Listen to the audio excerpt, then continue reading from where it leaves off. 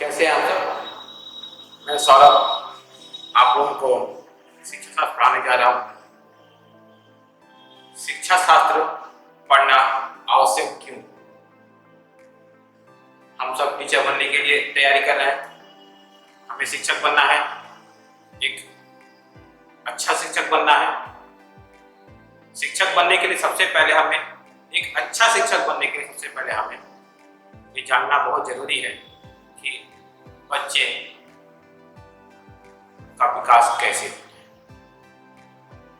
उनकी वृद्धि कैसे होती है, वो क्या सीखते हैं, कहाँ से सीखते हैं। तो सबसे पहले ये जानना हमें बहुत जरूरी है एक अच्छे शिक्षक बनने के लिए कि वृद्धि और विकास क्या है, बालक में वृद्धि क्या होती है, बालक में विकास क्या होती है, कैसे होती है। हमें कॉलेजों में, बीएड कॉलेजों में जो समझाया जाता है, जो परिभाषाएं दी गई है, उसके शब्द बहुत कठिन होते हैं और परीक्षा उन कठिन शब्दों से पास नहीं किया, समझने से पास किया। हम इस चीज को समझेंगे कि वृद्धि क्या है, विकास क्या है, तो हमें रटने की आवश्यकता नहीं पड़ेगी। पहला अध्याय है वृद्धि और विकास। शिक्षा शास्त्र का पहला अध्याय जो टेट की परीक्षा के लिए बहुत ही महत्वपूर्ण है, वृद्धि और विकास।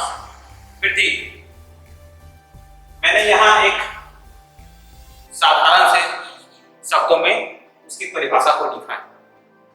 ये परिभाषा आपको याद नहीं करनी है, रटना नहीं है। मैं जो बताऊंगा उसे समझना है। आप इस बात को समझेंगे कि वृद्धि किसे कहते हैं। इन शब्दों को याद नहीं करना, इस वाक्य को आपको रटना नहीं। एक मनुष्य का बच्चा जब गर्भ से लेके अपने अंतिम समय तक का जो उसका एक काल है, उसमें कब कब वो विकास करता है, कब कब वो वृद्धि करता है। वृद्धि में साधारण सी बातों में, साधारण से शब्दों में कहें तो वृद्धि में मनुष्य का मात्रात्मक या परिणात्मक परिवर्तन होता है। मनुष्य के बच्चे का वजन बढ़ता है, शरीर का आकार बढ़ता है, ये उसका वृद्धि है, उसके शरीर का वृद्धि है। वो बढ़ा, आपको दिखता है कि हाँ ये बढ़ रहा है, इसके शरीर का विकास हुआ है।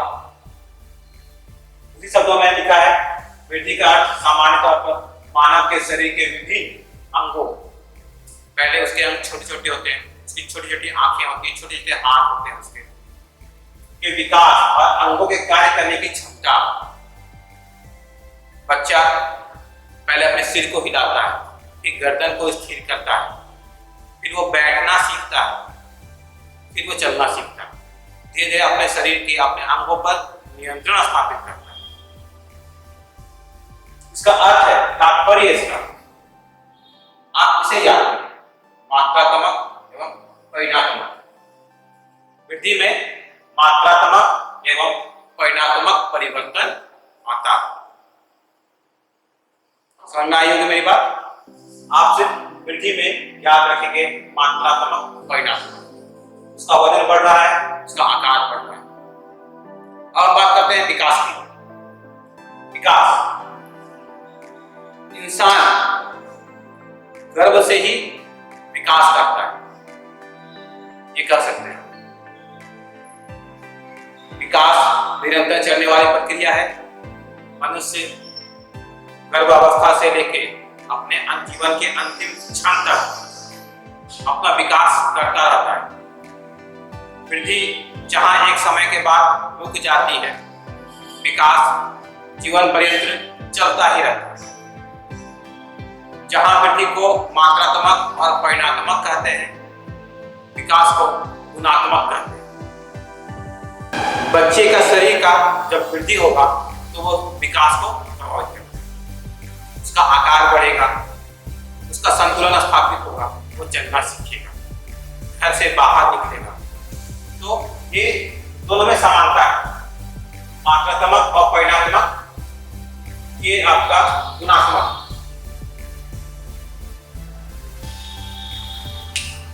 यहाँ मात्रात्मक है, परिणात्मक है, तो यहाँ गुणात्मक है। उसके सोचने की शक्ति, समझने की शक्ति, सीखने की शक्ति का विकास है गुणात्मक। बच्चा पहले शब्द सीखता है, अक्षर को सीखता है, अक्षर से शब्द पे आता है, वाक्य पे आता है, तोतला के बोलता है, पूर्ण शब्दों को बोलता है, पूर्ण वाक्यों को बोलता है। ये उसका गुणात्मक विकास है। वृद्धि अपने शरीर पे नियंत्रण, शरीर का आकार का बढ़ना है। ये आपको समझ में आ गया होगा वृद्धि और विकास में क्या है, इसकी परिभाषा क्या है। आप सिर्फ दो चीजों को याद रखेंगे, वृद्धि में मात्रात्मक और परिमाणात्मक, परीक्षा में यही पूछी जाती है। विकास में गुणात्मक। हम लोग वृद्धि और विकास पढ़ रहे हैं। मैंने आपको वृद्धि और विकास समझाया, अब इसके अंतर की बारी है। मैंने जो आपको बताया वृद्धि और विकास के बारे में, अगर आप उस चीजों को ध्यान से पढ़ेंगे, ध्यान से मेरी बातों को सुनेंगे या समझने का प्रयास करेंगे, तो आपको उसको अंतर पढ़ने की आवश्यकता नहीं। लेकिन हमें परीक्षा पास करनी है, अंतर से सवाल पूछे जाते हैं और अंतर जानने के बाद समझना ज्यादा आसान हो जाता है। अंतर भी वैसा ही है। पहला है अर्थ के आधार पर। अर्थ के आधार पर शारीरिक परिवर्तन वृद्धि है। शारीरिक परिवर्तन एक वृद्धि है। बच्चे का वृद्धि, शरीर का बढ़ना एक समय के बाद रुक जाता है। गर्भावस्था से बच्चे का विकास होता है। बच्चे का विकास सिर से पैर की ओर होता है। गर्भकाल से बच्चे का विकास होता है। 20, 22, 25 साल तक होते होते वो वृद्धि रुक जाती है। वृद्धि का अर्थ है शरीर, शारीरिक परिवर्तन, और विकास का अर्थ है गुणात्मक। पहले अक्षरों, पहले शब्दों को सीखना, शब्दों को बोलना। विकास का अर्थ है गुणात्मक परिवर्तन। इसको हम ऐसे समझेंगे, बच्चा पहले एक अक्षर को बोलता है, उसके बाद शब्द में आता है, फिर पूरे वाक्य को बोलता है। विकास का गुणात्मक है, गुणों का विकास होना। एक मनुष्य के बच्चे में, एक बालक में उसके गुण का विकास होना। गुण कैसा? उसका मानसिक गुण, उसका व्यवहार, उसका आचरण, जो उसके वृद्धि से अलग है। बच्चा शब्द से वाक्य में चला आता है, बच्चा गिनती से पहाड़ पे चला आता है, बच्चा जोड़ घटाव से गुना भाग करना चला आता है। तो उसका मानसिक स्तर ऊंचा उठता है, उसके सोचने का स्तर उठता है। ये आपका अर्थ के आधार पर अंतर है। निरंतरता, निरंतर वृद्धि जो है वो निरंतर चलने वाली प्रक्रिया नहीं है। गर्भकाल से जो वृद्धि चालू हुई, प्रारंभ हुई, गर्भकाल से जो वृद्धि प्रारंभ हुई वो 20-22 साल तक आगे रुक जाती है। लेकिन विकास गर्भकाल से प्रारंभ होकर अपने अंतिम चरण तक, मनुष्य के मृत्यु समय तक चलता ही रहता है, निरंतर होता है।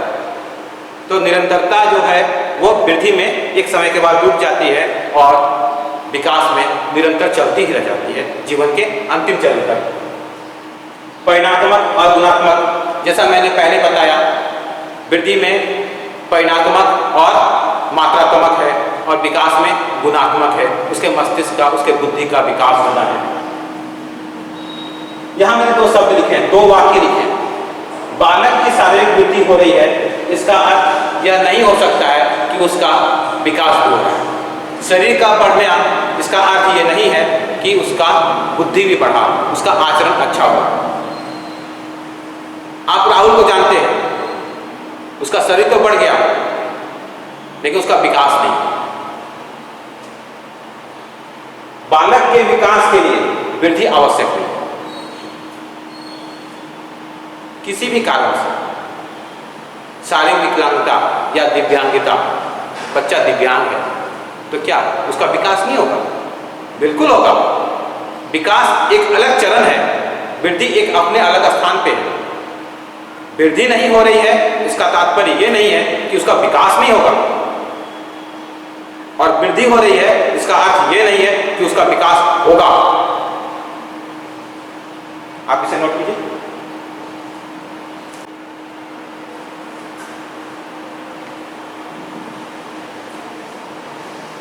अब हम सिद्धांतों पर चर्चा करेंगे। विकास और वृद्धि के सिद्धांत क्या हैं? कैसे इसे हम मापते हैं, कैसे इसे हम जज करते हैं। पहला है विकास क्रम की एक रूपता। विकास क्रम की एक रूपता का अर्थ है कि एक जाति, एक समुदाय, एक वर्ग के जो बच्चे होंगे उनका विकास एक ही जैसा होगा। इसका अर्थ ये है जैसे किसी जानवर का बच्चा, उसका विकास उसी समाज, उसी जाति के रूप में होगा। मनुष्य का बच्चा, इसका विकास इसी मनुष्यों की तरह ही होगा। कोई अंडा से जन्म लेने वाला जो पक्षी है, तो अंडे से जन्म लेने वाले पक्षी जैसे गोरैया, गोरैया का कोई बच्चा है तो उसका विकास गोरैया के समुदाय के ही तरह होगा। सांप है, सांप का जो बच्चा अंडा से बाहर आ रहा है तो वो जिस भी सांप के वर्ग का है उसका विकास उसी के रूप में। इसका अर्थ ये है विकास क्रम की एक रूपता। वो जिस भी समुदाय से, जिस भी वर्ग से आता है उसका विकास उसी वर्ग के जैसा होगा। निरंतर विकास का सिद्धांत मैंने आपको अंतर में बताया। विकास जो है वो निरंतर चलती रहती है, वृद्धि एक समय के बाद रुक जाती है। तीसरा है विकास की विभिन्न गति। एक ही समाज के दो बालक के विकास की गति अलग होगी, के वृद्धि की गति अलग होगी। दो जुड़वा बच्चे हैं, उन दोनों में विकास और वृद्धि की जो गति है वो अलग अलग होगी। एक समाज के बच्चे हो, चाहे जुड़वा बच्चे हो, चाहे एक ही माता पिता के बच्चे हो, अपने ही भाई बहन में शरीर का वृद्धि और मस्तिष्क का विकास, मानसिक विकास और शारीरिक विकास अलग अलग होगा। परस्पर संबंध का सिद्धांत। परस्पर संबंध मानसिक, सामाजिक, संवेगात्मक एक मनुष्य के इर्द गिर्द ही रहते हैं। इसका प्रभाव पड़ता है, इससे परस्पर संबंध का, इन सबके संबंध का उसके विकास पे, उसके वृद्धि पे प्रभाव पड़ता है। मानसिक, सामाजिक, संवेगात्मक संबंधों का उसके वृद्धि और विकास पे प्रभाव पड़ता है। सामान्य से विशिष्ट की ओर मनुष्य का विकास सिर से पैर की ओर होता है। मनुष्य का विकास सिर से पैर की ओर होता है। बच्चा पहले अपने पूर्ण अंगों पर नियंत्रण बनाता है, जैसे कि वो अपने पूरे हाथ पे नियंत्रण बनाएगा, उसके बाद अपने कलाई पे और अंगुली पे बनाएगा। धीरे धीरे उसका नियंत्रण सूक्ष्म होता चला जाता है।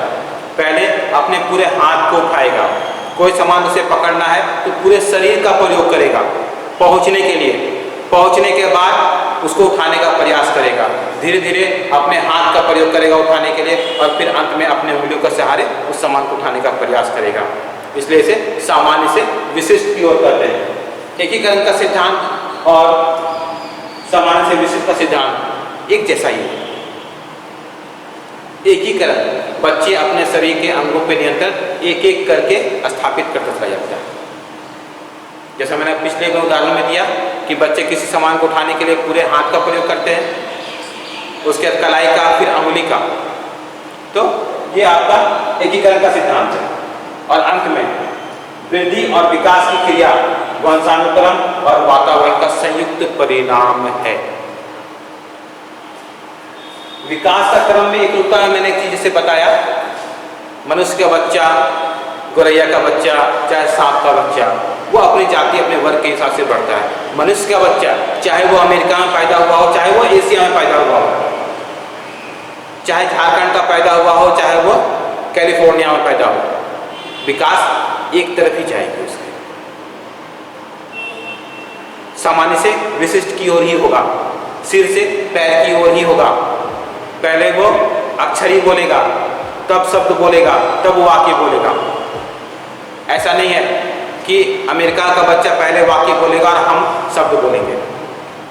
एक रूपता होती है, मानव जाति का विकास एक रूपता होती है, हर जाति के विकास में एक रूपता होती है। वृद्धि और विकास की क्रिया वंशानुक्रम। वंशानुक्रम का अर्थ हमारा वंश, मनुष्य जाति में भी एक अलग हुआ वंश, मेरा वंश अलग है, आपका वंश अलग होगा। मेरा पर्यावरण अलग है, आपका पर्यावरण अलग होगा। मेरा वातावरण अलग है, आपका वातावरण अलग होगा। हम वातावरण से सीखते हैं कुछ गुण, कुछ दुर्गुण, कुछ बुराइयां, कुछ शारीरिक दोष हमें वंशानुक्रम भी मिलती है। वंश से भी हमें प्राप्त होती है कुछ गुण। एक कहावत आप सुने होंगे, आईएएस का बेटा आईएएस बनता है। सच नहीं है, कहावत है। कारण क्या है? उसका वंशानुक्रम और उसका वातावरण। उसको सुविधा होती है वो सब, उसके लिए सुविधाजनक है। मेरी तुलना में आईएएस बनना उसके आईएएस बनने से आसान है। मुझे आईएएस बनने के लिए बहुत कुछ देखना पड़ेगा, उसे नहीं देखना पड़ेगा। बहुत कुछ उसे पहले से प्राप्त है। क्या पढ़ना है, कैसे पढ़ना है, किधर से पढ़ना है, वो जानता है। हमें सब कुछ खोजना पड़ता है। वंशानुक्रम और वातावरण, ये दोनों हमारे वृद्धि और विकास में बहुत ही महत्वपूर्ण है।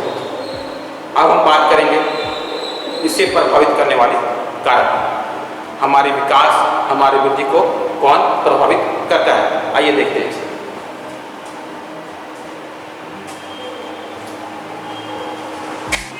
वृद्धि और विकास को प्रभावित करने वाले कारक, दो महत्वपूर्ण कारक हैं, वंशानुक्रम और वातावरण या पर्यावरण। मनुष्य के बच्चे में 23 जोड़े गुणसूत्र होते हैं। इसका अर्थ यह है कि वो अपने पारिवारिक, अपने वंशानुक्रम गुणों को लेकर ही आगे बढ़ता है। अगर उसके वंशानुक्रम में कहीं कुछ खासियत है तो इसकी संभावना है कि उस बच्चे में भी आएगी। वंशानुक्रम, दूसरा वातावरण। हमारा पारिवारिक वातावरण, हमारा सामाजिक वातावरण, हमारे विद्यालय का वातावरण हमारे वृद्धि और विकास पे असर करता है।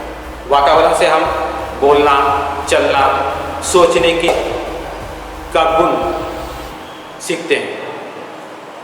हमारे जिस समाज के बच्चे होंगे, हम बोली से समझ लेते हैं कि अच्छा ये बच्चा वहाँ का होगा। वातावरण का असर हमारे वृद्धि और विकास पे पड़ता है। वातावरण का अर्थ ये हो गया जहाँ हम रहते हैं, जहाँ हमारा जीवन गुजरता है। बालक का पहला स्थान उसका परिवार, उसका अपना घर, दूसरे चरण में उसका समाज है और फिर वो विद्यालय आता है। अपने घर से वो बोलना सीखता है, किससे कैसे बात करनी है। समाज में रहकर वो सामाजिक आचरण को सीखता है और विद्यालय में आकर वो अपने विकास को बढ़ाता है। तो एक बच्चे के वृद्धि और विकास पे उसका वंशानुक्रम और वातावरण दोनों का असर पड़ता है।